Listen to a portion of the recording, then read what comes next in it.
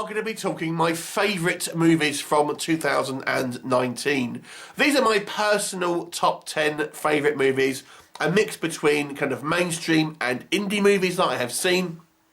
I'm not saying necessarily these are objectively the best films, but these are just my personal pick of the top 10 movies that I enjoyed of 2019, and we'll kind of go through them in a little bit of detail. Number 10 is Haunt, which seems to be, we have a plethora of haunted attraction kind of horror movies, and this one stood out to me as a particularly well-made film with an interesting kind of like hook, quite fun characters, very violent, and some decent kind of gore effects. Number 9 was Scary Stories to Tell in the Dark. This is actually a kind of, somewhat of a kids film to a certain degree, or a kids horror film, but nonetheless, I kind of found the Stranger Things sort of style storytelling kind of technique here pretty interesting, and you have a variety of very well realised kind of like ghoulish monsters and creatures, and a kind of a fun, quick-paced, atmospheric kind of horror movie. Now, I'm not familiar with the books that these movies are based. I don't think that they were particularly big here in the UK, but I enjoyed the movie, and yeah, I would definitely say it's one of my top 10 of the year. Number 8 is Spider-Man Far From Home, which is the epilogue to the kind of the current Marvel movies, and I enjoyed that. Mysterio has always been one of my favourite villains in the comics, so I was really pleased to see him kind of realised on screen, and there was some fantastic sequence, and I adore Tom Holland as kind of Peter Parker / Spider-Man, and thought this was a great film with lots of kind of fun locations, and it has a real kind of like a cliffhanger ending, which I kind of really enjoyed. Number 7 is probably the most obscure film on this list, and that is Blood, Sweat and Terrors.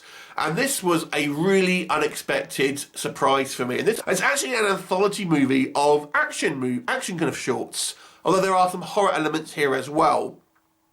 But damn, this was an entertaining movie. There are some really fantastically designed action sequences and some quite fun little shorts here. I'm not the biggest anthology movie fan because I don't think you can really ever get any characterization from them. And although there are some kind of stories here that are better than others, overall this was a fantastically enjoyable anthology movie, and I would recommend anyone check this out if you're either into action or horror, because I feel it kind of really services kind of both camps there, so check that one out. Number 6 is The Bouncer. And this was a kind of a serious kind of turn for Jean-Claude Van Damme in a kind of a more mature role for him. He playing a kind of a bouncer that kind of gets wrapped up in a sort of criminal underworld. And although there are some action sequences in there, he is a very kind of sobering performance as this kind of this father trying to look after his little, trying to do the best by his kind of child, but kind of getting in over his head and ultimately trying to kind of find some redemption.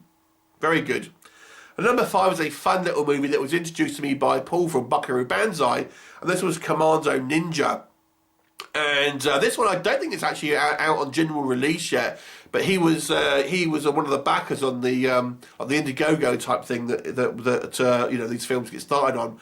So I saw this in 2019, and it's like a fun kind of spoof on the action movies of the 80s, in particular Commando and American Ninja. And if you see movies like Turbo Kid, it does for that, which kind of like, for like the Mad Max kind of genre, for the 80s, it's such a fun film. It's actually a French film, but you can kind of see it in English dubbed version, and it's just a fun movie, and actually has a plot quite similar to Commando in itself, and lots of kind of fun 80s references, and really gets that kind of 80s feel. Definitely one if you're kind of into these kind of retro style like movies that kind of like have this 80s style. Commando Ninja, definitely one to check out. At number 4, Avengement. Scott Adkins at number 4. Love this movie. Scott Adkins makes a lot of throwaway action movies, and they're fun, they're enjoyable. You know, he could have churns them out. But to me, Avengement was something a little bit more artistic, because this was ultimately a revenge movie, as you could probably tell by the title, about a kind of a guy who kind of ends up going to prison for something really he didn't really have much control over, and ultimately this kind of changes him and makes him into this kind of like this hard, really killer, and so prison sort of shapes this guy, and then ultimately he finds out that he's kind of been betrayed by his own brother, and it's his kind of like brutal revenge. But to me, this film has some brutal and really kind of the violence on display here. I felt one of the things for me, it wasn't kind of like movie violence. It wasn't glorified. It was painful, permanent, and bloody. And in Scott Adkins, who is an accomplished martial artist, plays more of a brawler here. And I just thought it was a fantastic movie with some, some quite good performances and some really kind of well choreographed action. Number 3 was Antrum, the deadliest film of the year. So this was a real, nice surprise. And this is an interesting movie in the fact that it is meant to be a cursed film, where if you watch the film, you will actually end up dying. A little bit kind of like The Ring, but you are, as the viewer, are putting yourself at danger by watching this movie. And it's basically kind of portrayed as this lost 70s movie. And it's bookended by these kind of documentary sections, ultimately saying that they've unearthed this kind of forgotten 70s movie that anyone who watches it dies. And as an experience, it's such a well-realised experience with a really kind of fairly accurate kind of portrayal of what a 70s movie is like in regards to the way it's going to film, the actors, the kind of the haircuts and the soundtrack and everything like that. But also, if you watch it as a package, as this kind of this cursed film, I think it's incredibly effective and one that doesn't get a lot of attention, to be honest with you. And there's not a lot of press about it, which surprises me. But I would suggest checking it out. Avengers Endgame. This is obviously the big the big movie of the year and the biggest movie of all time.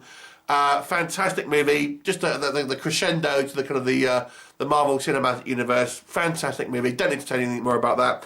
And number 1 for me is Joker. I'm definitely more of a Marvel guy personally, but this movie to me was just a masterpiece in acting. I thought Joaquin Phoenix did a superb job here of portraying probably the most iconic bad guy ever in any medium into a somewhat sympathetic and thoroughly engaging character. So that is my list for my top 10. Have you seen any of these movies? What do you think?